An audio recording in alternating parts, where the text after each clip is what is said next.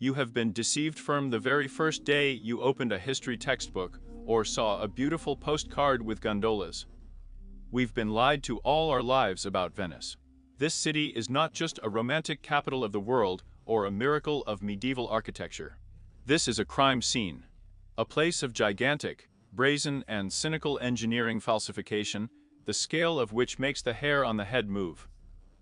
Think for a second, just stop and think. A stone city weighing millions of tons, marble palaces, cathedrals, squares, columns. All of this is shaky in the middle of the rotten swamp water. Official science explains to us with a smile. All this is held on wooden piles, on a tree. We are told that millions of large trunks were driven into the dirty, salty mud and built on this raft. Civilization. Do you seriously believe that? Let's remove emotions and turn on cold logic and mathematics. Historians claim that the piles have not rotted for 1,000 years because they are in an oxygen-free environment and supposedly petrified. Remember this word, petrified. Sounds convenient, right? But any engineer, any biologist, anyone who has ever built a fence in the country will tell you that wood in water is organic, and organic decomposes. Salt water, bacteria, microorganisms, they do not know about the decrees of historians. But even if we admit for a second this absurd myth about the eternal larch, we are faced with a question that destroys the entire official chronology into dust. Where did they get so much wood from? Let's take only one building of the Basilica of Santa Maria del Salute. Official sources do not hesitate to write. 1,156,657 wooden piles were hammered for the foundation of this church. Think about this figure, 1,100,000 barrels. It's not just a number, it's a whole forest. To get such a large amount of business, wood, it is necessary to cut down huge woodlands. If we assume that about 300–400 mature trees suitable for construction grow on 1 hectare, then for the church alone, it was necessary to destroy a forest with an area of almost 3,000 hectares. And now multiply this by the whole of Venice, by hundreds of palaces, thousands of houses, embankments, bridges. Where was the forest? We are told they were brought from the Alps, from Slovenia, from Croatia. Imagine the logistics of the Middle Ages. No railways, no trucks, no cranes. How will you deliver millions of tons? Wood on mountain roads to the sea. On carts, one horse can pull a certain weight. How many horses do you need? Thousands, tens of thousands. What should I feed them? Who organized this delivery? This is not just a construction site, it is a logistics operation of the level of a modern global corporation. But we are told that it was done by semi-literate people in shovels, fleeing from the barbarians. Let's move on. Scoring technology. Have you ever seen piles being hammered today? This is done by giant diesel hammers. And how was it done then? Manually. A woman. Let's calculate. In order to hammer one pile into the viscous soil to the desired depth manually, a team of strong men needs at least an hour, or even more, taking into account the resistance of the soil and leveling. There are 24 hours in a day. Even if you work around the clock, without sleep and food, one team will score 24 piles. For 1 million piles, one team will need more than 114 years of continuous work. 114 years only on the foundation of one church, and thousands of teams worked there. Where did they live? On rafts, where they went to the toilet, where they took food. Venice is a city that mathematically could not have been built by the methods and in the time that we are called. They are trying to convince us that refugees from the Roman Empire, fleeing from the Huns, ran into a swamp and built a marble metropolis, therefore nothing to do, which is worth 1,000 years. It's a lie. This is a blatant lie, covering up something much more terrible. Why does no one ask the question? Why build in a swamp at all? Why create such unbearable difficulties when there's solid ground? Construction on the water costs tens to hundreds of times more expensive. This is economic suicide. No reasonable ruler will waste resources on creating an artificial island if he does not have the technology to do it quickly and cheaply. And what if you've always been a swite? Or what if these piles are not just a tree? Recent independent analyses show a strange structure of the materials that make up the foundations of some buildings. It's not really wood and it's not really stone. It looks like geopolymer concrete, which the ancients were able to make, and the secret of which was lost or deliberately hidden. But the official story holds on to the large version as a lifeline. Because if we admit that the foundation of Venice is a high-tech artificial stone, or the result of the work of a completely different civilization, everyone will collapse. House of Cards chronology. Look at the old engravings and maps. Venice looks ready for them. There are no images of giant construction sites where thousands of people are driving piles. The city just stands there, as if it has surfaced or water has come to it. And here we come to the most interesting part. The theory, which is afraid to discuss with the departments of the universities. What if Venice wasn't built on water? What if Venice is an antediluvian city that stood on land, but as a result of a global catastrophe, that flood or mud flood? The water level rose and the first floors went underwater. That explains everything. And the absence of forests that no one cut down, and the absence of millions of slaves with hammers, and strange doors that lead directly into the water. Have you noticed these doors? The luxurious entrances are half flooded, which can only be reached by boat. We are told there. Seriously. The front entrance, where dirty water splashes and rats swim in. The architects of the past were aesthetes. They built with the golden ratio in mind. They knew a lot about beauty. Building a front door into the water is nonsense. This is a sign that the water level has changed, that the city has sunk. We look at Venice and see romance, but we should see tragedy. We see the consequences of a planetary-scale catastrophe, which was hidden from us by inventing a fairy tale about hard-working Italians and a magical larch. But that's just the tip of the iceberg. If you dig deeper into the engineering reports of the 19th and 20th centuries, when restorations were carried out, facts come up that do not fit into your head at all. It turns out that under many buildings, there are no piles at all in the sense that we are told. There are slabs there, huge monolithic slabs, the origin of which cannot be determined, who cast them, how they were delivered. Or this city was printed on a 3D printer of the gods, and now we walk through its ruins and come up with ridiculous explanations. Take a closer look at the lower floors of the Venetian palazzos. Just open any photo where the water's edge is visible and zoom in on the image. What do you see? You see windows that half or even completely go under the murky green water. You see doorways, the thresholds of which are licked by waves. They are trying to convince us that this is such a brilliant idea of the architects of the past. Allegedly, the Venetians, these great masters, specially built the first floors so that they were constantly flooded. We are told that these are water gates for boats, front entrances for guests. But let me, any builder, even the most inexperienced, knows that water is the main enemy of stone and brick. Capillary suction of moisture destroys masonry in a matter of decades. Were the ancient architects so stupid that they designed palaces worth a fortune with a planned mechanism of self-destruction? Or is there something else hidden here that is being hidden from us? The answer lies literally on the surface. These buildings were not built on water, they were built on land. What we call canals today are former streets, ordinary paved roads, along which people walked, carts drove, and horses galloped. The Grand Canal is not a natural channel, it is a wide central avenue of an ancient metropolis that was flooded. If we accept this version, all architectural absurdities instantly disappear. The windows of the first floors become normal windows, through which sunlight entered the rooms, and not fetid slime. Doors become normal entrances from the street. Venice is a classic Christ-like example of a city that has experienced a catastrophic rise in the water level, or a sharp lowering of a part of the continent. But official history refuses to recognize this, because then it will have to rewrite the chronology and recognize the fact of a global cataclysm quite recently. Let's talk about materials and logistics, which will make any engineer's brain boil. Venice is built not only of brick, but also of Istrian stone. This is a dense, incredibly heavy limestone that practically does not absorb water.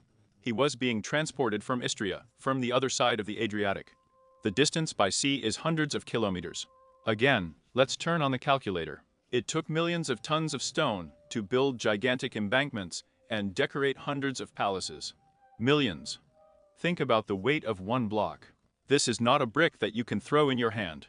These are multi-ton blocks. How were they loaded onto wooden medieval sailboats? They had port cranes, hydraulics, or again, the mythical thousands of slaves and ropes. Loading a multi-ton block onto a shaky vessel is an engineering task of the highest complexity even today. Shift the center of gravity by 10 cm, and the ship will turn over. And they carried it by millions of tons, without losses in the conditions of storms. It sounds like a fairy tale. But the scariest thing is not even in the stone. The worst thing is the sewer. Have you ever wondered where the waste went in a city standing on water in the Middle Ages? The official version says that everything just merged into channels and the tides washed the mud into the sea. In other words, the Venetians lived literally in a cesspool: evaporation, bacteria, plague, cholera. In such conditions, life expectancy should have been minimal, and epidemics would not have stopped for a single day. But Venice flourished. It was the center of fashion, art, and luxury. The nobility walked in velvet, breathed the sea breeze, and did not hold their noses from the stench of rotting sewage under the windows. This is impossible if the sewage system worked as historians tell us. There are schemes of ancient tunnels and sewers under Venice, about which guidebooks are silent. This is a complex engineering hydraulic system that could function only if the city was originally standing on solid ground. When the water rose, the system was disrupted, and the city had to be urgently adapted to the new conditions of survival. The very piles that we are told about as a foundation may have been just an attempt to strengthen existing buildings that began to sink into the sodden ground. It was not a great construction from scratch, but a large-scale rescue operation. An attempt to preserve the remnants of a civilization that was going under the water in front of astonished descendants. And here is another fact that ruins the official picture of the world of drinking water. There are no natural sources of fresh water in Venice. There is a salty lagoon around. Where did 200,000 residents get water from? They show us beautiful stone wells in the squares and say, these are cisterns for collecting rainwater. Allegedly, a huge reservoir filled with sand for filtration was dug under each square. It sounds brilliant, but have you ever tried to give the metropolis rainwater? Consumption volumes are huge: drinking, cooking, washing, industrial needs of glass blowers and dyers. There is a lot of rain in Italy, but droughts happen regularly. To make the existence of a trading empire dependent on the vagaries of the weather is strategic suicide. No reasonable ruler would take such a risk in the construction of the capital. Venetian wells are not just collections of rain. These are the exits of an incredibly complex, possibly artesian system, the technologies of which were lost or blocked by a catastrophe. Or these are the remnants of the infrastructure of the time when the city was part of the mainland and had access to the Vedic. We see only the tip of the iceberg, decorated stone heads, and come up with a primitive explanation of their functions. Scientists love to write off everything incomprehensible as rainwater harvesting or a religious building, when they cannot explain the real technical purpose. Let's go back to the ground. The geology of the lagoon is a layered cake of silt, clay, and sand. The solid layer, the so-called quarantine, lies at different depths. In order for the building to stand for centuries, the piles must rest against this solid layer. If the piles do not reach it, they are held due to the friction force. These are hanging piles. For heavy stone palaces, hanging piles in soft mud are a guarantee of destruction. The buildings had to walk, crack, tilt every year. Look at modern buildings on poor soils. They are bursting at the seams without a concrete cushion, and Venice is standing. Most vertical lines are perfect. How is this possible without geodesy, without accurate calculation of loads, without reinforced concrete? We are told about the petrified larch, but the tree does not turn into stone at the snap of your fingers. If it really fossilized, it would become brittle and burst from the slightest vibration.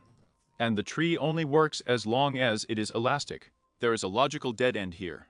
Either the piles there are not wooden, or the foundation is arranged completely differently than they lie to us in textbooks. Let's take a break from the water and look at the walls of what Venice is built of. It is built of bricks, of billions of baked clay bricks. And here the real production drama begins, which historians prefer not to notice.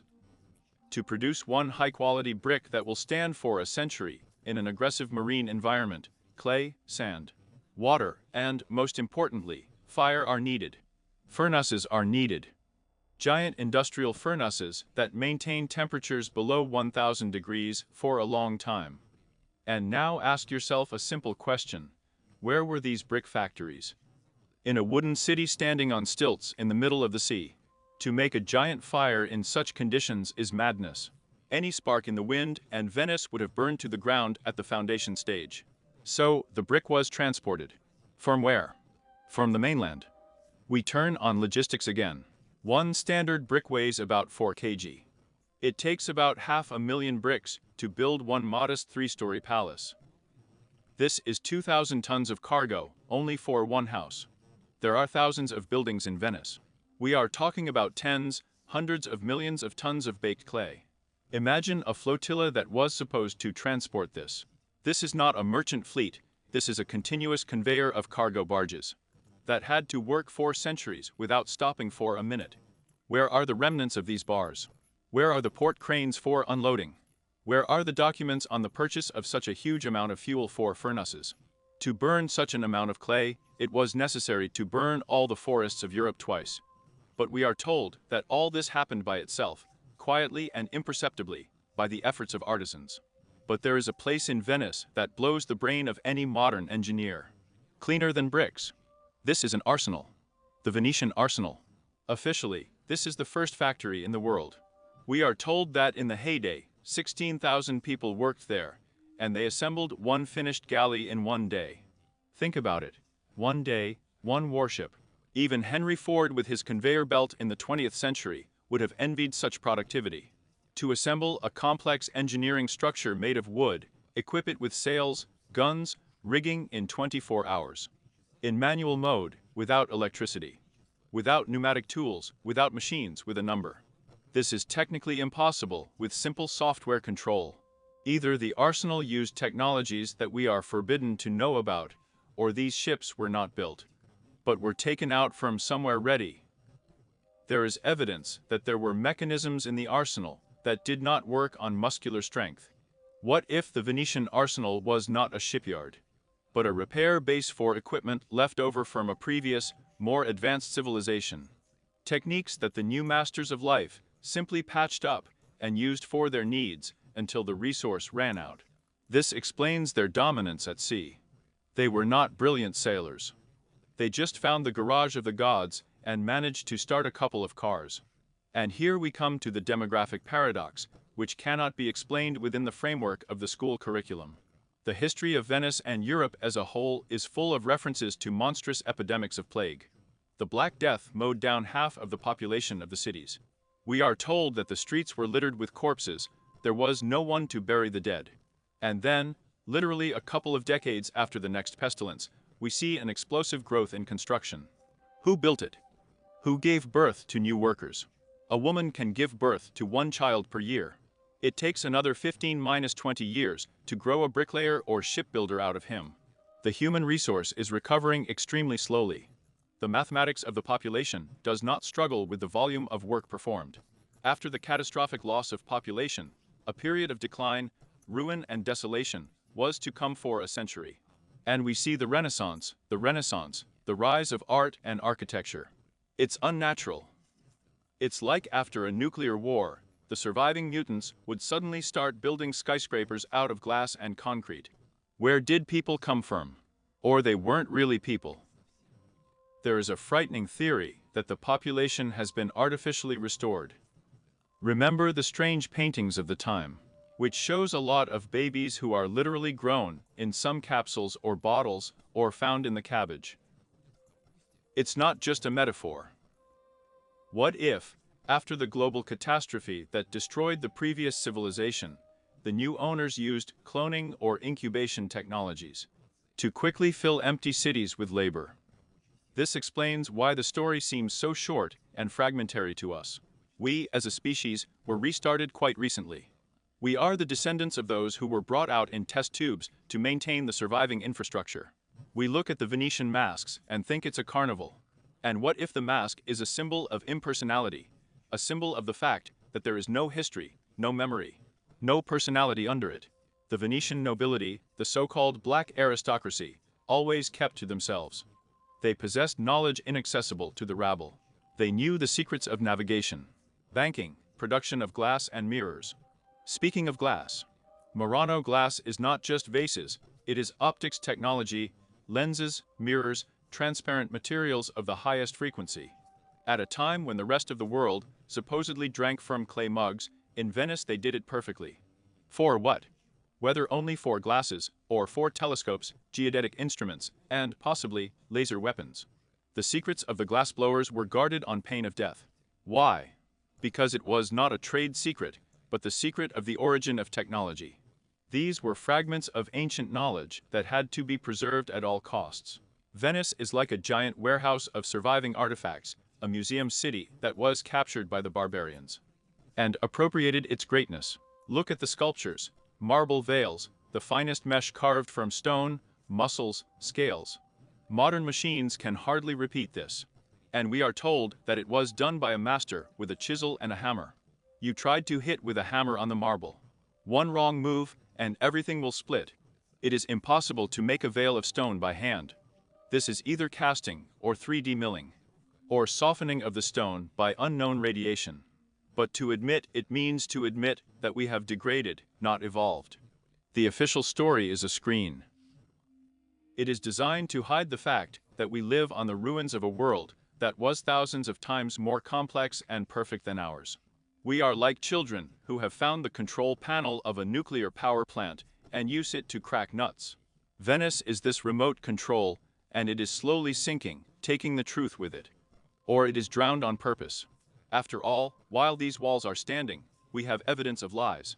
As soon as they go under the water, the ends will be in the water literally.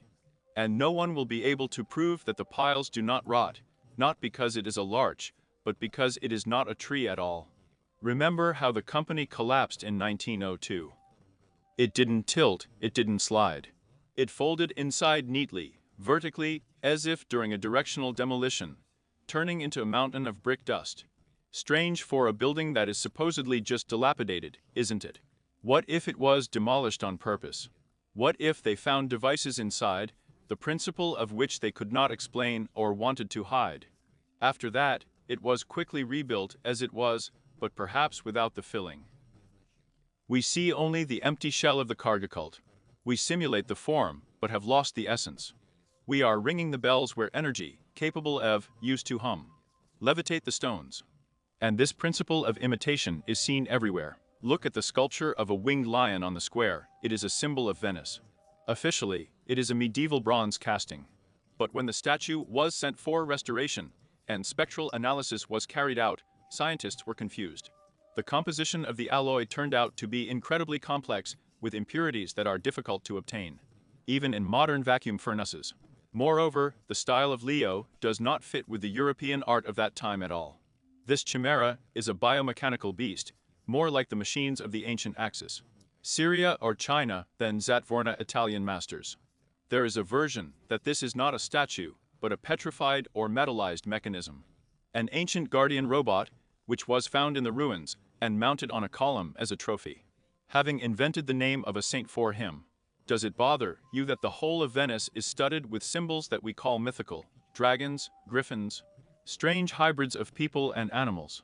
We consider it a fantasy of artists. And if it's documentary, if before the catastrophe, before the world was covered by a wave of mud and water, genetic engineering, it was commonplace if these creatures really lived among people or were created by them as servants.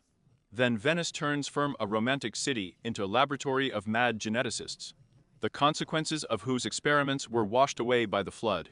And here the most terrible assumption comes on the scene. Why Venice is sinking? We are told, global warming, water intake from artesian wells. Nonsense.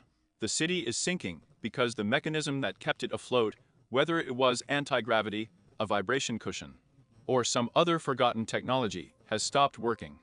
The battery, the energy is gone, and the heavy stone weight began to obey the laws of physics are rude, sinking into the mud. The very piles that historians are shoveling in our face, it may have been just grounding electrodes or stabilization rods, and not load-bearing structures. Who said Venice is what we see above the water? Remember how modern skyscrapers are built. The underground part is often not inferior in size to the above ground. If Venice is the tip of an antediluvian metropolis, then floors, streets, tunnels are hidden under the water. There, in the dark, or lie the answers to all questions.